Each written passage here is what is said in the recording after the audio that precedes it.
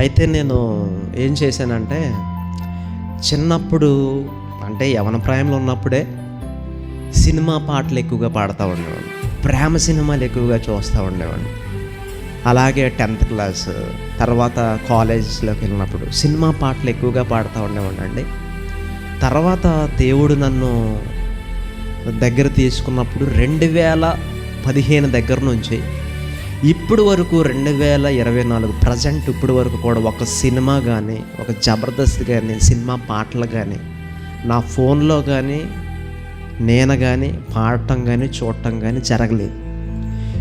వాక్యం ఏం చెప్తా ఉందంటే, ఒకరితో ఒకడంట కీర్తనలతోనూ సంగీతములతోనూ ఆత్మ సంబంధమైన పాటలతోనూ హెచ్చరించుచు మీ హృదయంలో ప్రభువును గురించి పాడుచు కీర్తించుచు మన ప్రభువైన యేసుక్రీస్తు పేరిట సమస్తమును గురించి తండ్రిని దేవునికి ఎల్లప్పుడూ కృతజ్ఞతాస్తుతులు చెల్లించాలి.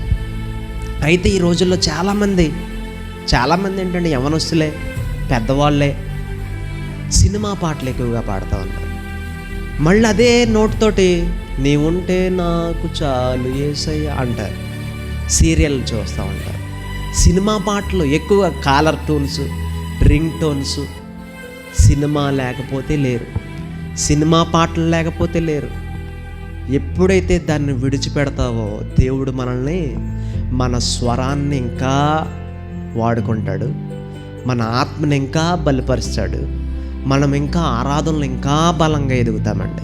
ఆమేన్, హల్లెలూయా. చాలా బలంగా వాడబడతాం. ఇదే స్వరంతో సినిమా పాటలు, ఇదే స్వరంతో దేవుని పాటలు, ఇదే స్వరంతో వాక్యం చదువుతారు, అటు సినిమా పాటలు. రకరకాలుగా చూస్తూ ఉన్నాం. ప్రజల్లో ఎక్కువగా క్రైస్తవులు ఇలాంటి వాళ్ళు ఎక్కువగా కనిపిస్తూ ఉన్నారు.